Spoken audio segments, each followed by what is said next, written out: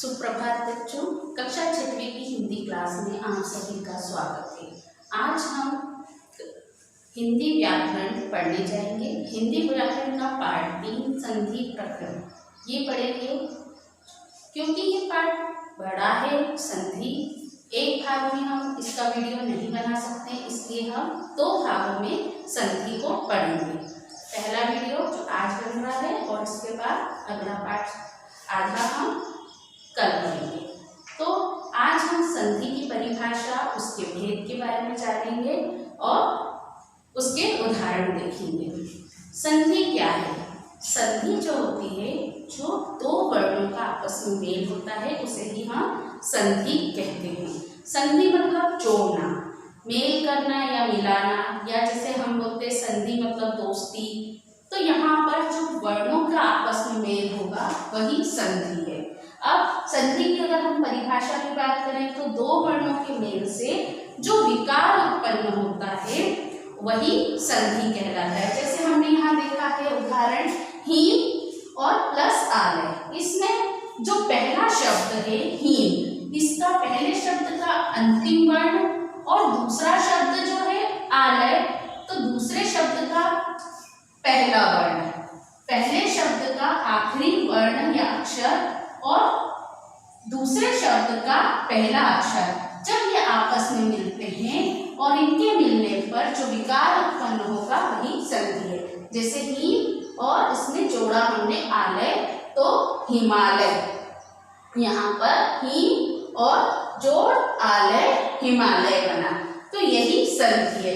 इसमें म मतलब कि अ का मेल प्लस यहाँ पर आ से कराया, आ से हमने कराया तो वो आ बन गया। इसी तरह हम जब अन्य वर्णों के मेल भी कराते हैं और जो विकार उत्पन्न होता है, जो उसकी ध्वनि में विकार उत्पन्न होता है, वो संधि कहलाता है। जैसे देव प्लस या जोड़ आलय देवालय। इसी तरह अन्य उदाहरण भी हम आगे देखेंगे। उसके बाद है संधि के भेद। यहाँ पर हमने संधि को समझ लिया है कि 2 वर्णों का जब मेल होगा और उससे जो विकार उत्पन्न होगा उसे हमने संधि बोला है। संधि के 3 भेद होते हैं। पहला होता है स्वर संधि, दूसरा व्यंजन संधि और तीसरा विसर्ग संधि। अब स्वर को हम सभी जानते हैं कि स्वर कौन से होते हैं। अ, आ, ई, उ, री, ए, ऐ, ओ, औ। ये स्वर जो होते हैं संख्या में 11 होते हैं। यहाँ पर हम स्वर की जो होती है, अगर हम उसकी फैमिली बनाते हैं, स्वर की अगर हमने फैमिली बनाई है तो अ, आ, ई,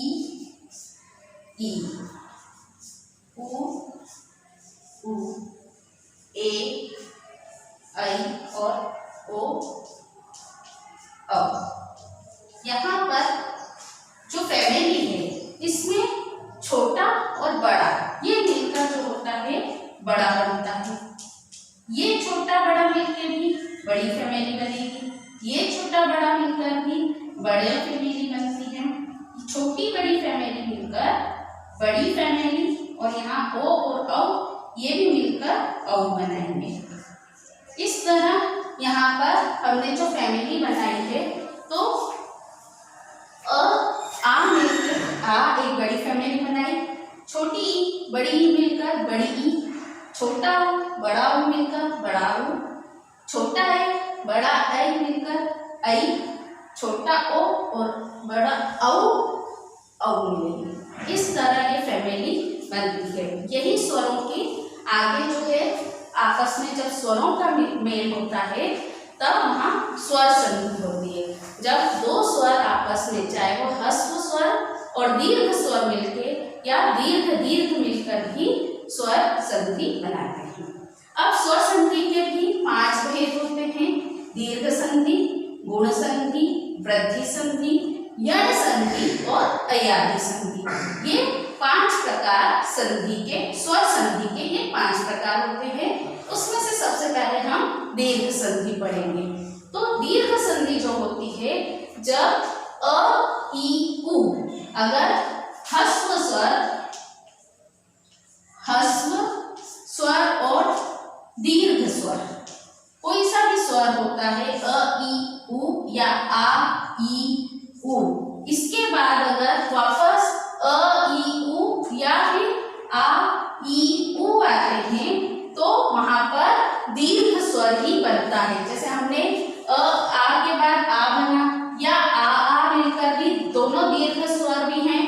भी दीर्घ बनाएंगे, एक ह्रस्व स्वर है और एक दीर्घ स्वर है तो भी दीर्घ स्वर बनता है। तो यहाँ पर सिर्फ अ ई उ ये फैमिली के साथ अगर अ ई उ वाली ही फैमिली कोई सी आती है, या तो वो ह्रस्व स्वर की हो सकती है या दीर्घ स्वर की, तो वहां पर दीर्घ स्वर संधि बनती है। जैसे हम इसका उदाहरण देखेंगे, शिक्षा प्लस अर्थी, शिक्षार्थी।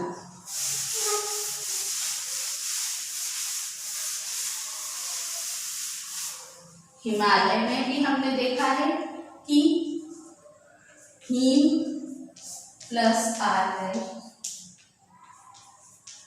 तो यहाँ पर हिमालय। यहाँ पर भी हमने अ प्लस या जोड़ आ, यहाँ पर आ बना। तो इस तरह दीर्घ संधि के अन्य उदाहरण जो हैं वो हम देखेंगे। सह प्लस अनुभूति सहानुभूति, यहाँ पर सह प्लस अनुभूति सहानुभूति। वेद प्लस अंत वेदांत, न्याय प्लस आलय न्यायालय। तो इस तरह छोटा या ह्रस्व स्वर और दीर्घ स्वर मिलकर वहां पर दीर्घ संधि बनाते हैं। अब इसके बाद हम देखेंगे, जैसे उ की मात्रा में गुरु प्लस उपदेश, गुरु यहाँ धन उपदेश, यहाँ पर छोटा उ और ये उ मिलके बड़ा, तो यहाँ पर गुरु उपदेश। इस तरह ये दीर्घ संधि बन जाएगी। तो हमने देखा है कि अ ई या उ के बाद अगर दीर्घ या ह्रस्व स्वर का अ ई उ आता है तो वहां दीर्घ संधि बनती है। अब हम देखेंगे गुण संधि। गुण संधि, इसका अगर अ आ के बाद ई उ आता है, अ आ के बाद अगर इसमें ई उ या री आता है तो वो ए ओ या अर बन जाता है। जैसे हमने देखा गुण संधि,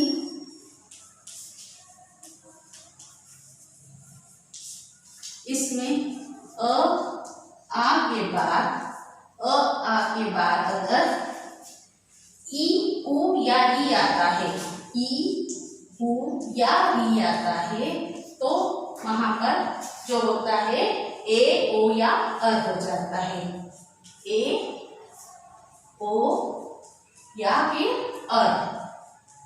तो हम इसके उदाहरण देखेंगे, जैसे सूर प्लस इंद्र,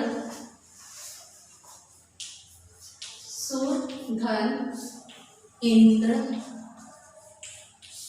तो यहाँ अ और प्लस ई मिलकर ए बनेंगे सुरेंद्र, ए बन जाएगा।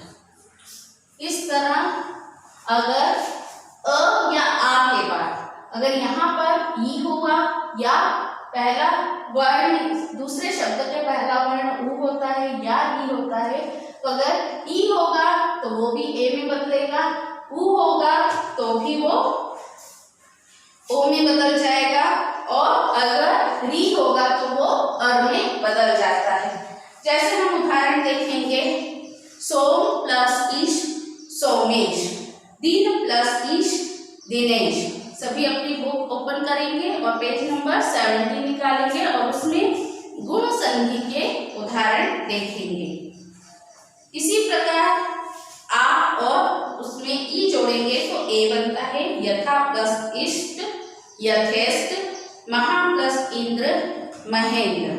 अगर आ और ई मिलाने पर ए बनता है लंका प्लस ईश लंकेश, महा और उसमें जोड़ेंगे ईश तो महेश। अगर हम अ के साथ उ को मिलाते हैं तो ओ बनता है, जैसे कि नव में जोड़ा उड़ा नवोड़ा, जल उसमें जोड़ा उर्मी जलोर्मी। अगर आ में उ जोड़ेंगे तब भी ओ होता है, जैसे महा उदधि महोदधि, महा प्लस उदय महोदय। अगर आ में री जोड़ेंगे तो अर होता है बसंत प्लस ऋतु, बसंत ऋतु। राजा प्लस ऋषि, राजर्षि। इस तरह हमने गुण संधि और दीर्घ संधि का अध्ययन करा। अगले भाग में हम वृद्धि संधि, यण संधि, व्यंजन संधि और विसर्ग संधि का अध्ययन करेंगे। अभी आप लोग गुण संधि और दीर्घ संधि को उदाहरण लिखेंगे और याद